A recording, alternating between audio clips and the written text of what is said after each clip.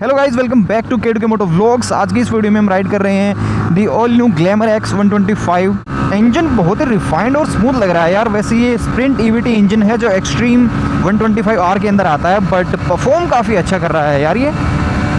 Hero Glamour x की top speed test करते हैं फर्स्ट गियर से लेके फिफ्थ गियर में। हर गियर में बाइक की क्या मैक्सिमम स्पीड है। सो फर्स्ट गियर में 28, सेकेंड में 51, थर्ड में 77, फोर्थ में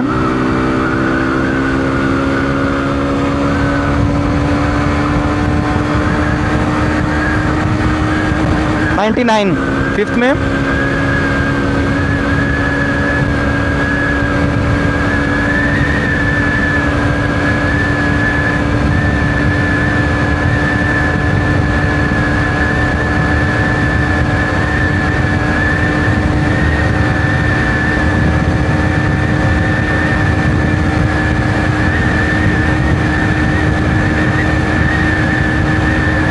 112 पे लिमिटर मार रही है बाइक। सो ये हमारे पास the all new Hero Glamour X 125 newly launch bike और 125 सीसी की मोस्ट फ्यूचरिस्टिक बाइक।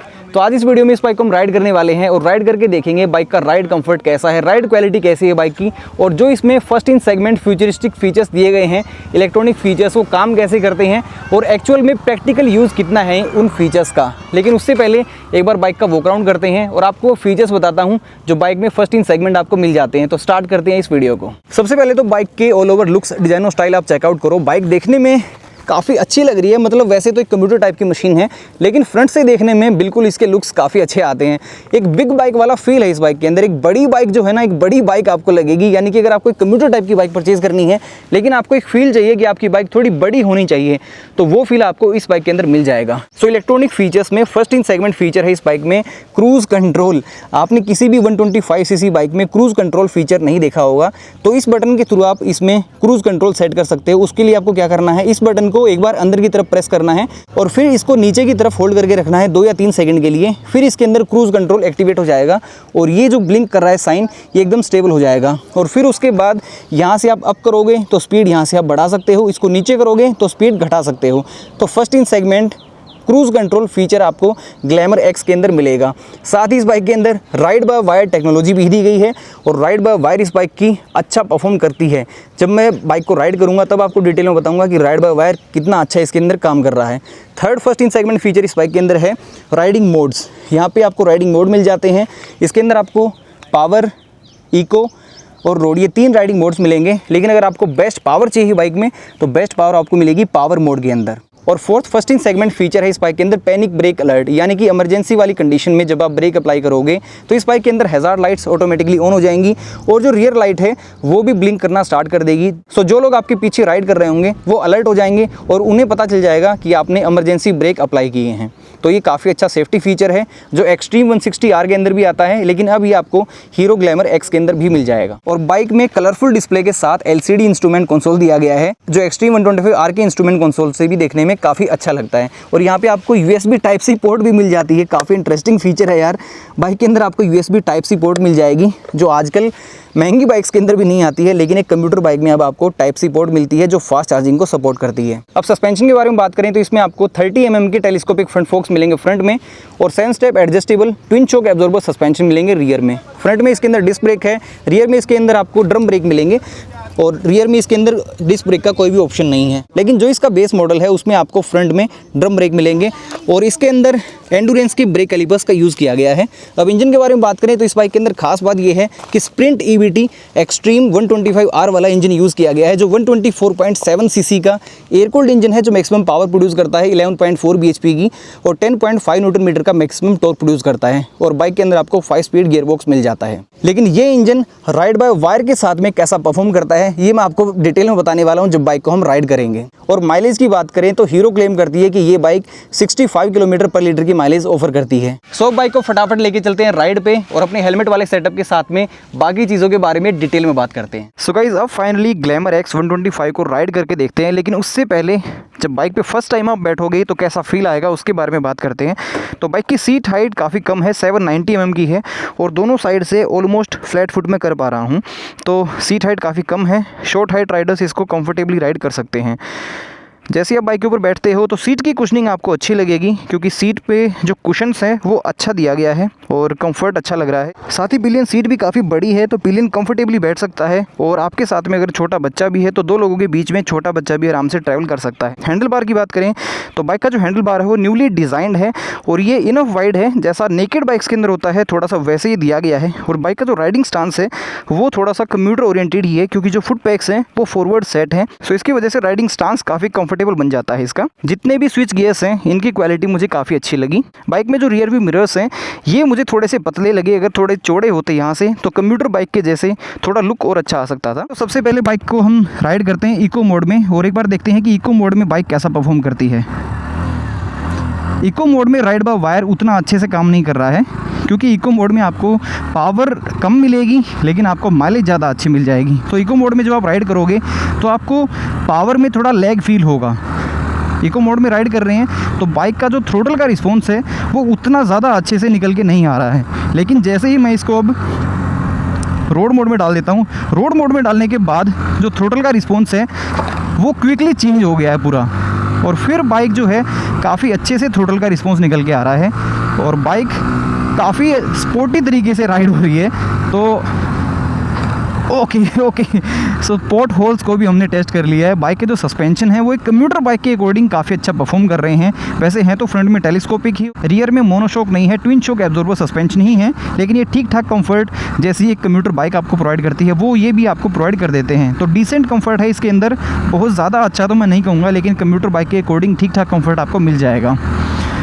तो रोड मोड में भी पावर आपको थोड़ी ज़्यादा मिल जाती है, लेकिन अगर हम बात करें पावर मोड की तो पावर मोड के अंदर बाइक के थ्रोटल का जो रिस्पॉन्स है वो काफ़ी अच्छा निकल के आता है। लेकिन अब एक बार हम पिलियन का भी कंफर्ट टेस्ट कर लेते हैं कि पिलियन बिठाते हैं तो कैसा कंफर्ट इसके अंदर मिलता है। आगे यहाँ पे मुझे दिख रहा है कि एक भाई जा रहे हैं। भाई आप अजय ऑन व्हील्स हो क्या? अरे अजय भाई क्या हाल है? बढ़िया। हाँ बिल्कुल यार, आप बैठ के देखो इस पे कैसा कंफर्ट मिलता है पिलियन को। बिल्कुल देखेंगे। बैठो भाई, बैठो। तो यहाँ पे बीच में हमें अजय ऑन व्हील्स मिल गए हैं, तो इनके साथ एक बार राइड करके देखते हैं और पिलियन कंफर्ट कैसा है उसकी भी एक बार टेस्टिंग हो जाएगी। पावर मोड में अगर आप राइड कर रहे हो और पिलियन आपके पीछे बैठा हुआ है तो फिर पावर की कमी तो फील नहीं हो रही है यार, पावर आपको अच्छी मिलेगी। नाइस। और सस्पेंशन की मैं बात करूं तो पिलियन के बैठने के बाद जो रियर सस्पेंशन है वो थोड़े ज़्यादा स्मूथ लग रहे हैं और ज़्यादा अच्छा परफॉर्म कर रहे हैं। बाकी फ्रंट में जो टेलीस्कोपिक हैं वो ठीक ठाक आपको कंफर्ट दे रहे हैं, मतलब राइड क्वालिटी बाइक की डिसेंट है।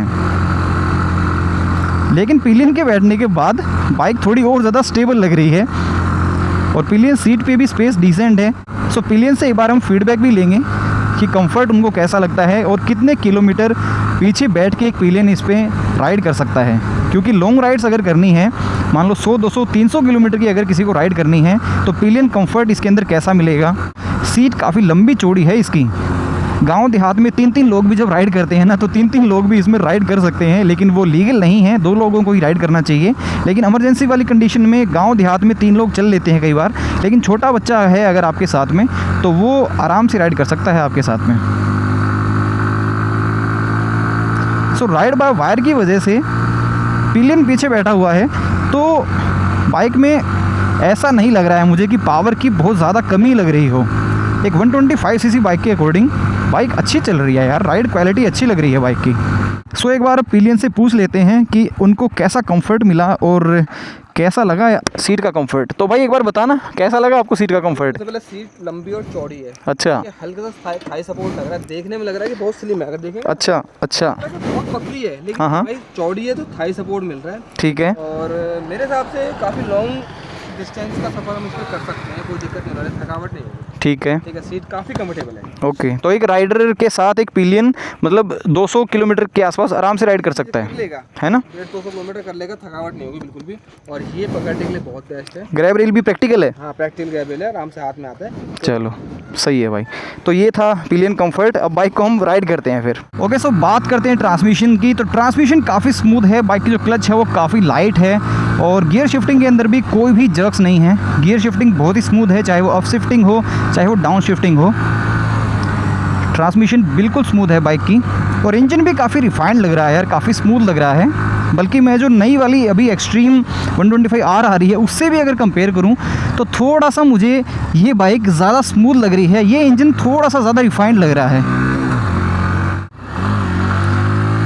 और पावर डिलीवरी के बारे में बात करें तो बाइक की पावर डिलीवरी काफ़ी अच्छी निकल के आ रही है। थ्रोटल का जो रिस्पॉन्स है वो बहुत ही क्विक है। जो पावर मोड है, पावर मोड में आपको लैग नहीं मिलेगा, और पावर मोड में बाइक बहुत अच्छा परफॉर्म कर रही है। एकदम लीनियर पावर मिलेगी आपको पावर मोड में।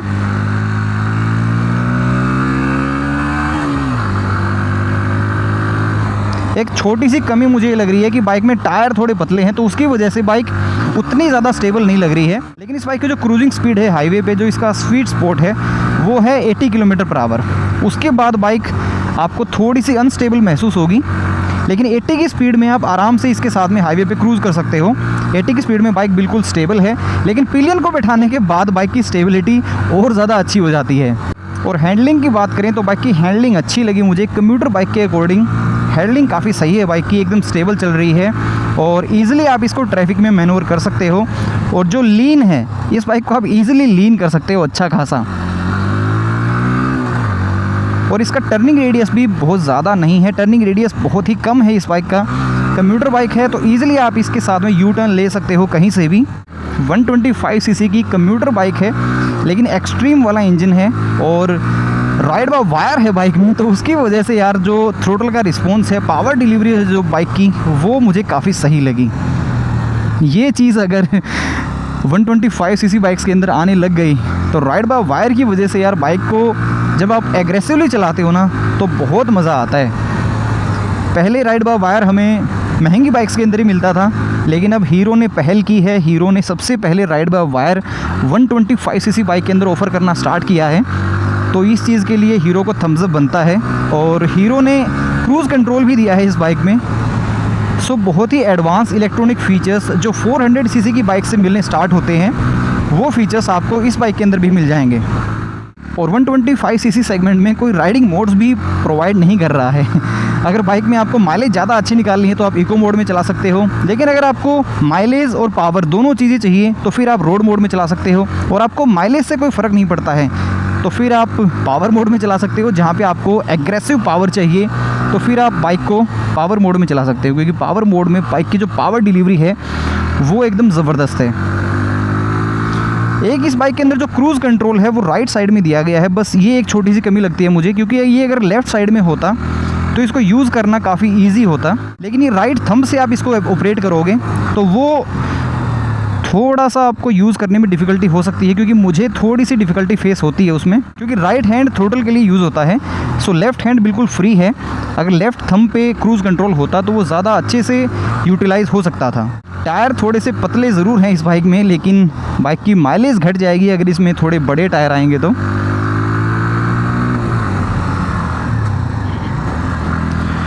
सस्पेंशन एक डिसेंट कंफर्ट आपको प्रोवाइड करेंगे इसमें।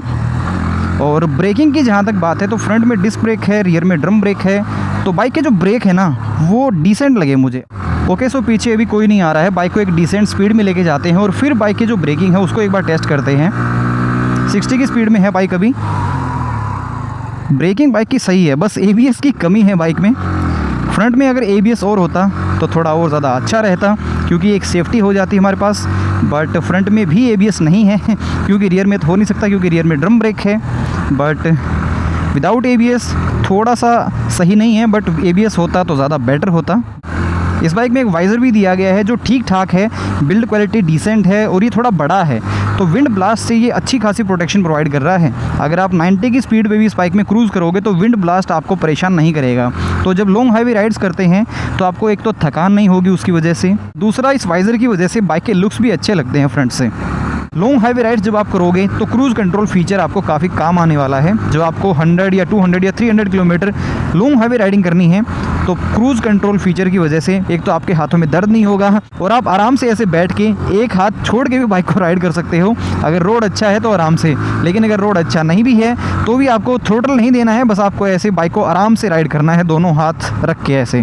तो बिल्कुल क्रूज़ कंट्रोल काफ़ी यूज़फुल फीचर है। जो आप लॉन्ग हाईवे राइडिंग करोगे या फिर आपको लद्दाख जाना है, स्पीति जाना है, लॉन्ग हाईवे राइड्स करनी है, घूमना है, तो फिर भाई क्रूज़ कंट्रोल फीचर तो होना चाहिए बाइक में। आपको बस क्रूज़ कंट्रोल को एक बार दबाना है आगे और फिर नीचे प्रेस करके उसको 2 सेकंड के लिए होल्ड करना है, तो फिर बाइक में क्रूज़ कंट्रोल एक्टिवेट हो जाएगा। और अभी बाइक 76 किलोमीटर पर आवर की स्पीड पे हाईवे पे क्रूज़ कर रही है और मैंने थ्रोटल का कोई यूज़ नहीं कर रहा हूँ। मैं एक 125 सीसी की कम्यूटर बाइक बिना थ्रोटल के अपने आप चल रही है क्रूज़ कंट्रोल की वजह से।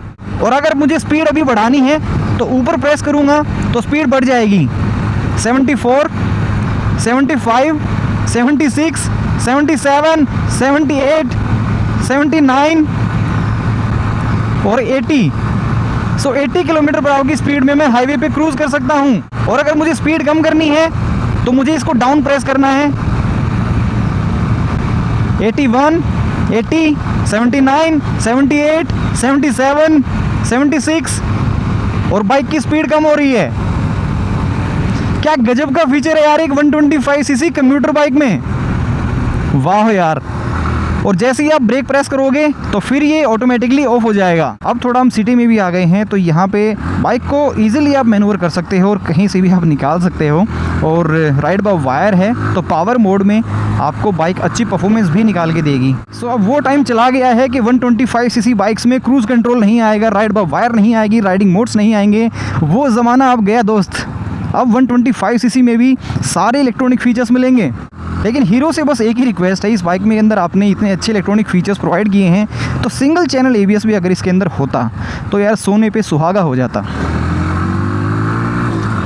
4 इलेक्ट्रॉनिक फीचर्स इस बाइक के अंदर हो जाते। सो इस बाइक का कोई नेक्स्ट अपग्रेड अगर आता है तो उसमें सिंगल चैनल ABS तो ज़रूर आना चाहिए। सो बाइक के जो नेगेटिव पॉइंट्स थे वो भी मैंने आपको बता दिए हैं, जो बाइक की खूबियाँ थी वो भी मैंने आपको बता दी हैं। ऑल ओवर जो राइड क्वालिटी है वो बिल्कुल कंफर्टेबल है और बिल्कुल अगर आपका बजट 1 लाख रुपए के आसपास का है तो आप ग्लैमर X को कंसिडर कर सकते हो। बाइक की बुकिंग स्टार्ट हो चुकी है और बाइक की टेस्ट राइड्स भी स्टार्ट हो गई हैं, तो आप अपने नियरेस्ट शोरूम पे जाके बाइक की बुकिंग करवा सकते हो। लेकिन सबसे पहले टेस्ट राइड लेके ज़रूर देखना और उसके बाद बुकिंग करवाना। ओके, सो एक फाइनल वर्डिक्ट के बारे में बात करते हैं। अगर बाकी बाइक्स के साथ इसको कंपेयर करें 125 सीसी सेगमेंट में, तो जो अभी होंडा CB 125 हॉर्नेट लॉन्च हुई है मार्केट में, तो उस बाइक के अंदर सिंगल चैनल ABS मिल जाता है, अपसाइड डाउन फ्रंट फोक्स मिल जाते हैं, लेकिन उसके अंदर cruise control, ride by wire, riding modes, ऐसे एडवांस इलेक्ट्रॉनिक फीचर्स उसके अंदर नहीं हैं।